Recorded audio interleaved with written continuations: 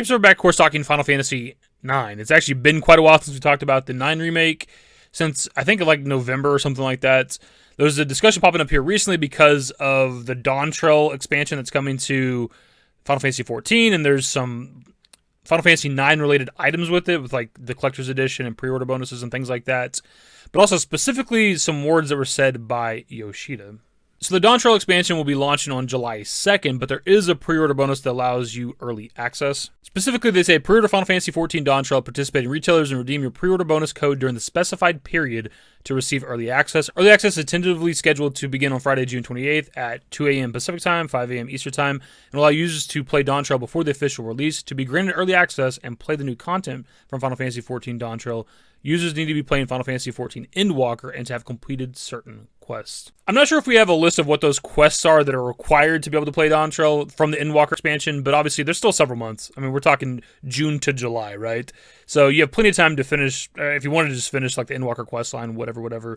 The early access thing that's kind of a polarizing pre-order bonus sometimes, depending on the game, but I think that's mostly with single-player games because there's not really a reason to want to get into it early necessarily, if that makes any sense. There's no benefit. But I guess with a multiplayer game like this, an MMO specifically, it is good to get in early if you can. Like, it kind of gives you a few days to get into the content, get into the story, get ahead on everybody else that didn't pre-order the expansion, whatever. The other pre-order bonus items are a wind-up Zidane minion, which if you haven't played Final Fantasy XIV, minions are just like these little characters or creatures that follow you around. They don't do anything. They're like pets from other MMOs. And then you have a Zema or Zima's earrings. I don't know how to say their damn name. This does have a benefit, of course, as earrings crafted in the image of the Radiant Sun, symbol of the goddess Azima. These useful earrings feature attributes that will vary according to the user's class/job and current level when equipped. Additionally, the earrings grant a 30% increase in experience gained by defeating enemies when worn, perfect for leveling your jobs to 90. The bonus effect will only apply from level 1 through 90, equipable only to Disciples of War or Magic classes and jobs. So specifically, it'd be these classes right here. I had to look it up really quickly because I don't know shit about 14 barely. Seems like a decent item. The bonus XP is not ever like a bad passive ability on like some sort of equipment, and 30% XP is not an insignificant amount. You only get it from defeating enemies, which with most RPGs, the majority of your XP is going to come from completing quest lines and stuff like that. But still, like 30% that's like a third extra XP. I'm kind of curious with the additional like attributes and/or abilities or whatever it is that you get from it. I don't know if we got a list of that somewhere based on whatever like class you're using, whatever level you're at. I'm not sure if we do or not. We then, of course, have the Collector's Edition, which is generally the $200+ version of any Final Fantasy game. There's several physical items here, but there are some digital items, and there's kind of different versions at varying prices. First off, we have the Collector's Edition itself, which is only on PC, which is super unfortunate for the console players out there, but it's $215. We'll look over the items in a minute. We then have the Digital Collector's Edition, which is on every platform, thankfully. It does give you, obviously, all the digital items. It is $60, which will be $20 more than the standard price of the expansion. We then also have the Collector's Box, which is $155, and even though it doesn't specify platforms here, it is available on Steam and console, PS4, PS5, Series X. And this gives you just the physical items that come with the Collector's Edition. You don't get the in-game digital bonus items. This also doesn't come with a copy of the expansion itself, so you would still have to buy that separately. So the bonus items that you get with all these different editions, the in-game bonus items, you get the Arc Mount, which was a summon from Final Fantasy IX. It's like the strongest summon, at least for Garnet. It's like a giant ship, but also like it turns into like a Gundam essentially. It's pretty badass. You can fly around on this damn thing now. We then have the Wind Up Garnet minion, so similar to the Zidane minion from the pre-order bonus. You can have a little tiny Garnet that follows you around. Chocobo Brush with its charming Chocobo motif and signature twinkling star effect. The whimsical brush draws out the best in any Pictomancer. Only equipable by Pictomancers, can be equipped at any level. Pictomancer, of course, being the new job that's coming to Dawntrail. We then have the physical items, which are the Dawntrail Special Art Box, a unique art box with a shimmering golden base evocative of a fabled city of gold. It features the Dawntrail illustration by artist Yoshitaka Amano, expertly crafted Viper figure, an impressive high-quality figure that showcases the Warrior of Light as a Viper. Adventurer's Cloth Map, the latest version of the Final Fantasy XIV World Map, which includes new locations debuting in Dawntrail. The Unending Journey, a ruled notebook inspired by a favorite journal of adventurers. Adventurer's Pen Case, a rolled-up pen case to hold writing instruments and other small items essential to your adventure. So yeah, there's kind of a lot to get through, but I didn't want to just cover the Final Fantasy IX stuff. I figured we'd cover the other things for 14 as well there. But yeah, there's some multiple Final Fantasy IX related items for this expansion coming to Final Fantasy XIV. The little Zidane is a pre-order bonus, and then you have the little Garnet as a part of like the Collector's Edition / Digital Collector's Edition as like a little minion as well. Then you have the Arc Summon as a mount. So that obviously has people talking, people excited, especially with the rumor of the 9 remake for the last like couple of years at this point. I will say 14 does, crossover events with I think like every Final Fantasy game that's ever existed pretty much, right? Like, the game's been out for a very long time. I think they've kind of covered just about all the games at some point or another. So them doing like some sort of like crossover event or some sort of like in-game items for, you know, a particular Final Fantasy, in this case 9, doesn't like outright confirm a 9 remake, obviously. But there are the interesting words that came from Yoshida that we'll look at now. Now, what he said during the PAX East panel is relatively short, obviously, but in regards to the Final Fantasy IX items, he says, "You may have noticed a lot of Final Fantasy IX references here, but the reason is a secret."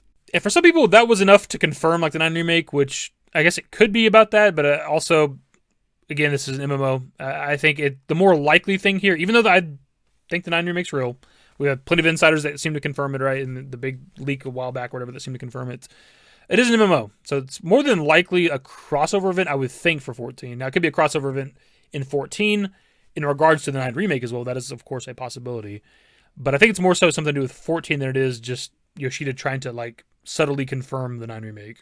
9 remake is pretty much a known secret at this point, right? Like, it's all but confirmed, which is weird because I'm kind of curious if and when they're going to fucking reveal the thing. And I'm still curious to this day, since we haven't talked about it in a while, like, what is this, right? Is it like a 9 remake in regards to like the 7 remake project, or is it just like a visual overhaul? You know, it just looks great. It's still exactly 9 as you know it from the PlayStation. It just looks like a modern game, essentially, graphically.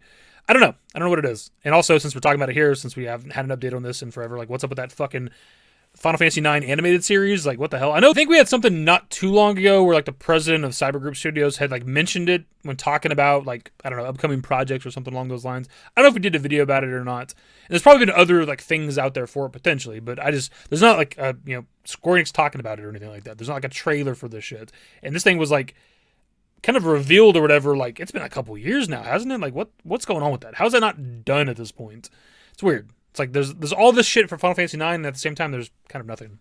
There's a 9 remake. Where's the fucking animated series? And it's supposed to be like kids or something, right? It's supposed to be like for 13 and younger or something along those lines. But I don't care. I want to watch it. Fuck. Give me something here for 9. I say it all the time here on the channel. I probably mention it damn near every time we talk about the 9 remake. But Final Fantasy IX is one of my favorite Final Fantasy games. One of my favorite games of all time. It's probably my third favorite Final Fantasy behind 10 and 7, obviously.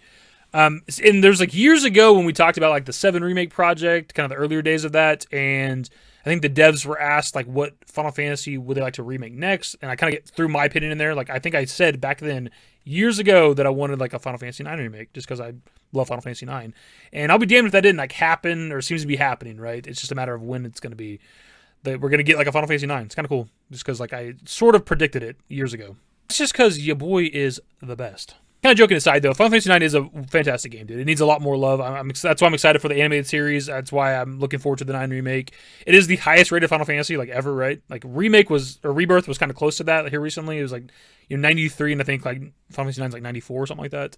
But it is the highest rated Final Fantasy of all time, and it's like a lot of the devs' favorite Final Fantasy. I think Sakaguchi has said in the past that it's like exactly what he wanted for the franchise, like that kind of medieval setting. Like, that's what he always envisioned. Obviously, you just couldn't do that on Nintendo, right?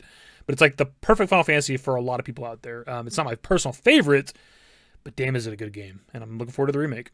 Did Yoshida confirm the 9 remake? I'd say no, because I think it's most likely a crossover event. But also, we know the 9 remake is a thing, right? Just a matter of when they're going to reveal it and what exactly it is. Anyways, that's the video. Subscribe to the channel if you guys are new, so in the description below. Follow me on Twitter, _DavidYT. That's it. Bye. Used to care what people thought, but now I care more, and nobody out here's got it figured out. So therefore, I've lost all hope of a happy ending, depending on whether or not it's worth it. So insecure, no one's perfect. We spend it with no shame. We blow that like Coltrane. We in here like Rogaine, or leave it like Cobain.